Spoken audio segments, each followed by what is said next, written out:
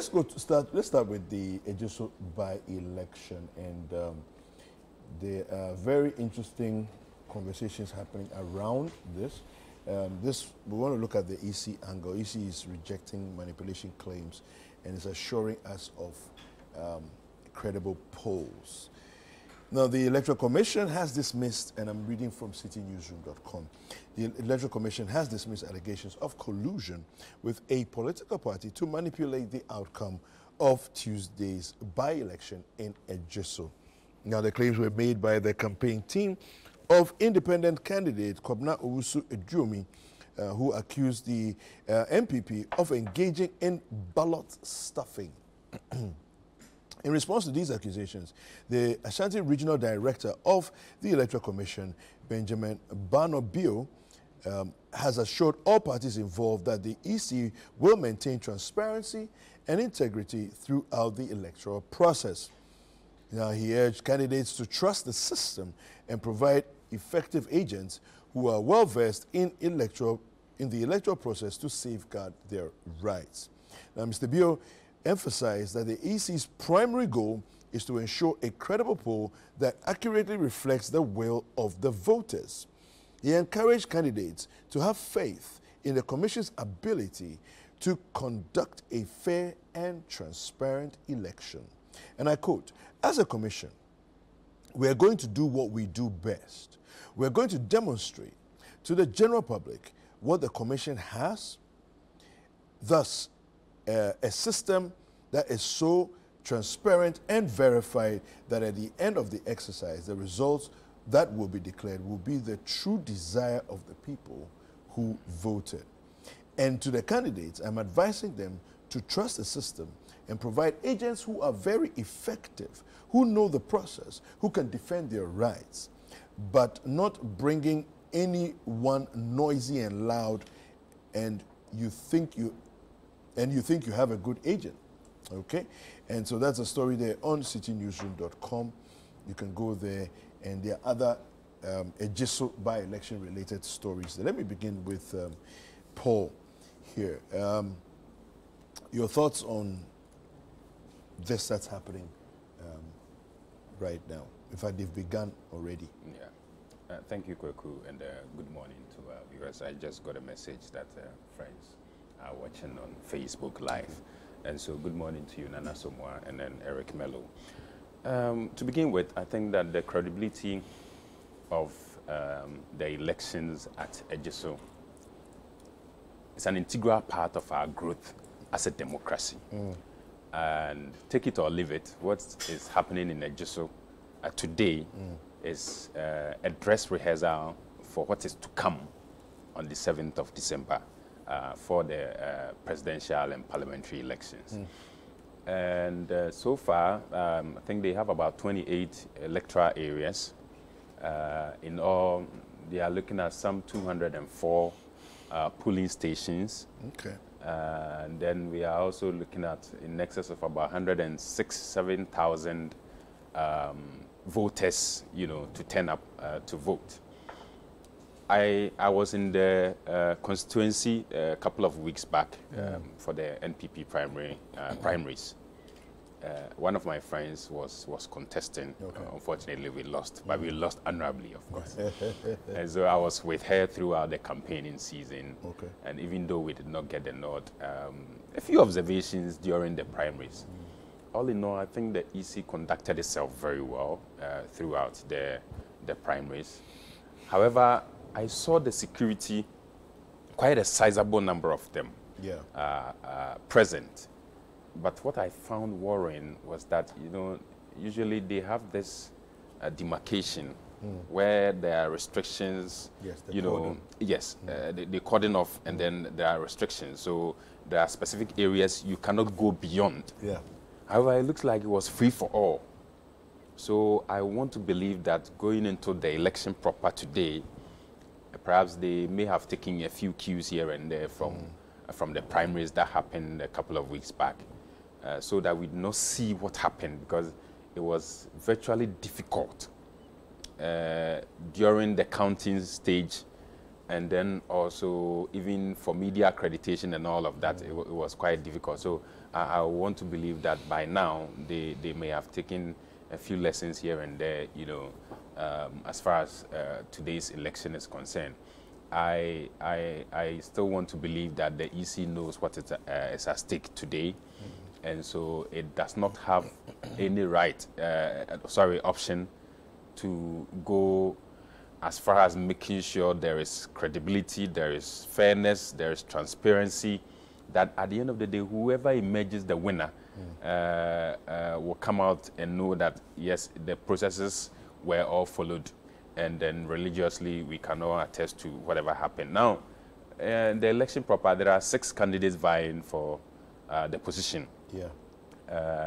Nana Kwabena Boateng of the NPP, there is Beatrice Boache of the LPG, and then Esther Osei of the CPP. And then you have 3 independent candidates.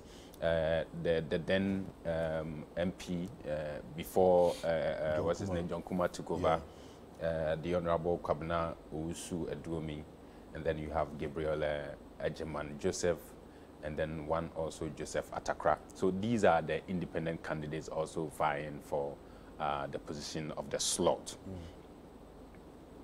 What's happening today, like I said, is a dress rehearsal for what's to come on the 7th of December. The EC tells us that they've deployed all the materials. We want to believe that the time that they are supposed to start will be adhered to, and then again, the time that they are supposed to close will also be adhered to. The restrictions that are supposed to be in place, the security services know what they are supposed to do. It does not matter whether it is the home region of a particular party. Let's make sure that it is fair and transparent for all to see, that whoever emerges the winner, we can attest that indeed the processes were followed, and that we can applaud whoever comes out, you know, as the winner. Yes. Fantastic. Kapite. Well, I think this election goes a long way to satisfy our constitution, our democracy. You know, it's a requirement that when such sad occurrences take place, we place the persons within some duration. And so it's a process which the whole of Ghana is going to be watching, you know, especially when it's just one and the whole people have the opportunity to watch. You know, let me take the opportunity to say condolences to the family of John Kuma once again. This is another period where, you know, they will be tickled again with pain. You know, so yes, and the friends and family, and then the MPP family, you know, they'll be looking at it with pain for some people, and for others they are contesting, but they still have the pain of losing a brother, you know. For some of us who also knew John in early life, you know, from the days of, you know, John Kuma against Abebe on Legon SRC election, right down to, you know, and one will ask what was my interest in there. You know, those times, Legon will be in school, we will be at home sometimes. Okay. So we followed those elections with keen interest. Right. Okay. Now, I was a friend to Abebe's friend, so yes, to like, yeah.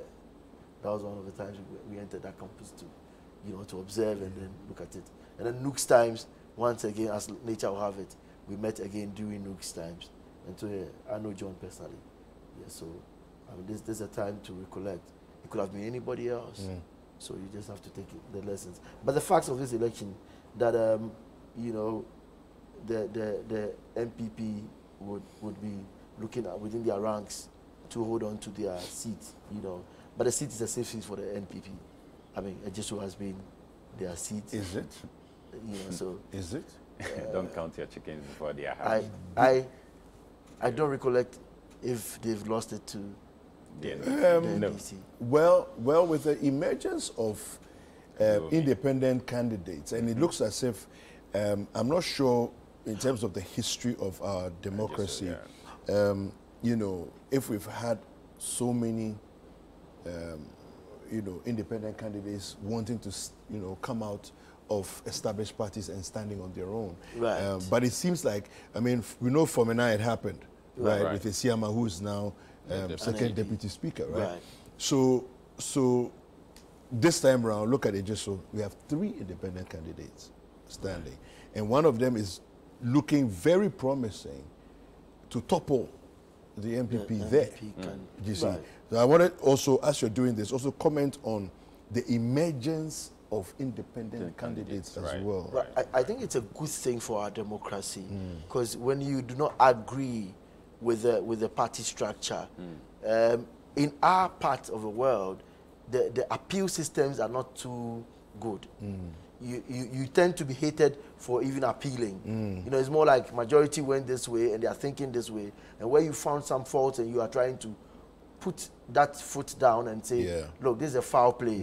You are actually spoken against, you know, and Yeah. then it makes you a bit aggressive. So instead of staying and fighting, some person would want to just take a me walk. step aside. You know, and that makes it a gentle move. But, you know, again, to the other side of it, somebody will say, why don't you stay and fix it? So, but then the beauty of democracy is that it gives you options. And when you are exploring the options, you look at the safety of everybody else, yourself and other people. How safe are you? Can you still maintain good relationships and still walk away? Look, I'm not comfortable with you smoking around here. I want to step aside. Yeah. After we can still chat. It's not a fight. I mean, I don't like the environment. I mean, you don't agree that I'll be the candidate, but the approach. I mean, my observers or maybe my persons who stood in for me, if they are attacked, I don't think I'll have to stay in. My staying in and keeping quiet is a message sent to them that I didn't care. You know, Yeah. so maybe walking away would be the best of all. But I mean, for independent candidates, when you play any joke with them, they can upset you. Like you're saying, maybe it depends on the clout of the individuals. Yeah. I don't know their clout though. But if the person has that pedigree, he can cause you an upset. You know, and I think for me, I expect a very smooth and calm, but also a clean election, and then also a process that will be free of protests. You know, I mean, if there will be protests, I mean, there are very wonderful way of saying, oh, I didn't like the way the words were crossing. That's another thing altogether. But when the ballot box is held, and you know, the fiscal materialism, I mean, that brings sends another signal. And so finally, I think the transparency and accountability around everything we are doing, especially election, is very key. You know, if you close the door, Yeah. and you say, oh, we are counting only 3 people to come, sometimes some of the approaches, if there are security people who can ward off people, and you can keep the door open for people to see. Look, it is so, human beings are so funny. The moment you try to cover things too much, it raises, you know, eyebrows. Yeah. No matter who is in question, Yeah. even if you go and bring priests to count, people will still want to be there to also see. If it's possible to count in the open, do it. In the end, I'm saying, look, this democracy that we have. Do you remember? Do you remember there was a meme? There was a meme that showed up on the internet during, I think it was 2016. Right. Okay. And there was a guy at the, you know, counting, when they were counting at one of the polling stations, and he had done the, It became, I you think, know, and it was Metro like, used to use yeah, that one. you know, because it's like transparency for me. I think it's a critical Yeah, like we say part every time, of what we Gani, are Gani. doing. He was just And- trying to be vigilant. And you know. people don't take up arms if they feel whatever the result is fair. I knew I a place agree. in student elections I agree. where Yeah. people They did may not not be long happy. sleeves. They may not They'll be stuff happy. them. ballot papers in their t-shirts. I mean, the long sleeves. So, oh no, count it, and they'll be shaking it, and it will drop Are you inside. serious? Oh, yes. Oh, but Student politics. I mean, we saw some. that place is a no-go area. So No, we let's saw not even go there. we saw some. I mean, Don't and so even when go I there. was in charge of Come the to the national. Sunyani Nooks elections, these were the things I prevented. I mean, I was like, no long sleeves around the ballot box. Okay. And some of them saw it like they It's were like wondering why I was doing why- that. yeah. No, but because of somewhere I was coming Yeah, from, yeah, I knew it. That No long look, sleeves you can around the have ballot 100 box. people vote, Yeah. and then you count the votes, and it will be like the Liberian situation where 100 people voted and 1,000 people. The result. The ballot Yes. will have 1,000, you know. So let's keep a very open Yeah. eye, Let's- the eagle eye let's view take care. for our own good. Look, let's protect this democracy that we have jealously. Right. Others are looking. Yeah, we have our challenges, Yeah. but we have done this from 1992 all through to this stage. We should be shifting gears ahead. We can't draw back. You know, you remember when it was this opaque ballot boxes, Yes. and they said, no, Yes. let's make it Let's transparent. do transparent. Yeah. I mean, we've gone through stages. Yeah. Even with At our ID every cards. point in time, there's been agreements and disagreements, and agreeing to disagree. And the beauty that I always say we have as a Ghanaian family is that someone is married to the other, we worship at the same place, we went to the same schools. Something brings us together. We form groups. Go to Facebook, you see our groups. Let's worship this country like the one that we have never had before. And let me give you our democracy's rights. Let me give you some interesting perspective from Global Info Analytics. They Musa Dankwa, Executive Director of Global Info Analytics, was on Situation Room last week and talking about the Ejisu by-elections. He says that in an interview on the Situation Room, I'm reading from Citi Newsroom.com, on Citi TV, Musa Dankwa, the Executive Director and the Head of Polls for Global Info Analytics, mentioned that the former MP who had garnered the support of the NDC poses a threat to MPP's candidate. He further stated that MPP's candidate received 50.6% of the votes, while Mr. Owusu Ediomi received 47.5%, making the race too close to call. Okay? Now, the polls are shocking, indeed, very shocking. Currently, the MPP is leading by a whisker, less than a margin of error. 50.6 lead in the poll. They are not losing the seat, but leading with a margin of error. That lead is not comfortable. Okay, then let me just break it down a little bit. It says, Kobna Owusu Ediomi, 47.5%. The race is too close to call. What we have seen is that the MPP again is divided. About 64% of MPP voters are voting for their own. Now, 34% are voting for Ediomi, but Ediomi is getting 66% of the support from floating voters and getting 92% of NDC support. Very interesting. But he's an MPP guy, right, who's chosen to step aside and go independent. You want to say something? Yes. You see, the Ejisu constituency was part of the then Draben Ejisu constituency until 2016 when it was separated. While there, during the MPP primaries, and then touring the constituency, believe you me, there's a lot of work that needs to be done, especially with their roads. And you could tell that the NPP was doing everything it can to making sure some portions of the road were fixed prior to this election. And so they were working morning, afternoon, evening, and even at night in making sure they fixed the roads. Now, talking to people, engaging them, you could tell that they were really not happy about events within the constituency. And so, to a large extent, they were fed up with the ruling party. Now, they had some form of hope in the former MP, that is the independent candidate. Ediomi. Now, they said during his time, he fixed the roads within the constituency. And so, giving the nod once more, they feel that he will be able expand the works. to, yes. And then the president has also come out to say, look, not just the president, I think the Minister for Roads and Highways also came out with a similar statement saying that if you don't belong to my party, it is difficult for me to do something for you. These same utterances happen in Fomena. All right? Same. Yes. They did the same thing, and then the independent candidate won. See how they struggled to more or less get the gentleman's support, to the NPP. If, after today's election, it happens that the independent candidate wins, what then becomes of the utterances that they made earlier? Or they will simply say, oh, as usual, it was just politics. He will now have a lot of power. You see, so I feel that, again, in our utterances during political campaigns, exactly, we need everyone. You need everyone to be on board. So despite whoever decides, it's their choice. All right, let's allow them. Let's allow people to participate in their own way. And so if they've chosen that path, so be it. Let them go. Now, the way forward. there was wanton dissipation of, in fact, dishing out of money during the primaries. And I can tell you, this is not something coming from anybody. I saw with my own eyes. All right?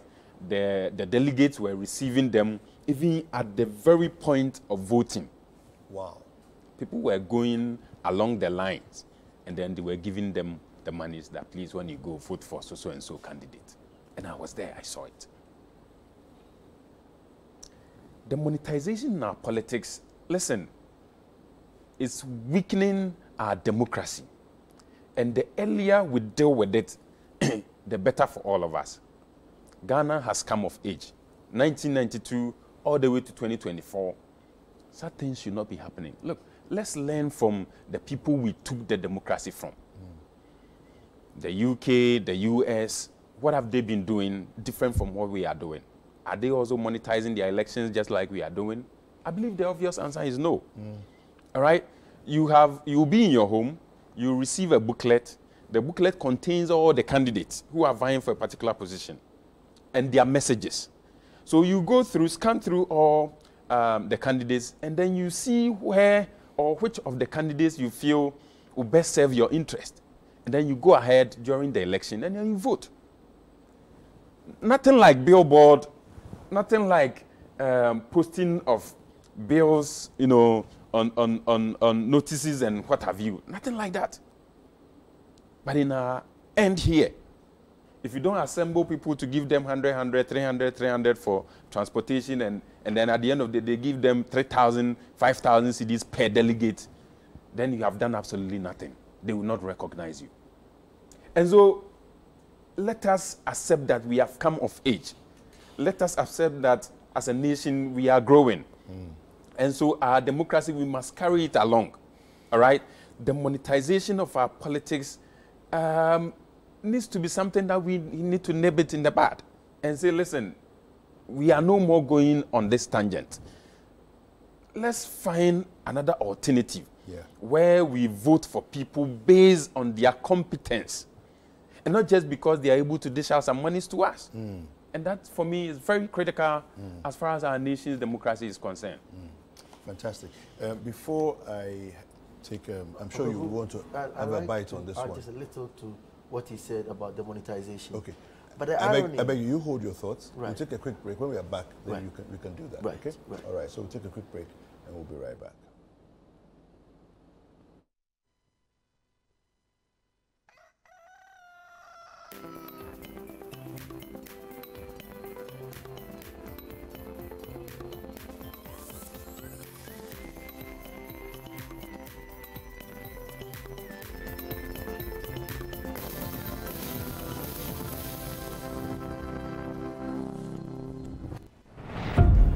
Your health is in your hands, but at some point, it passes on to us.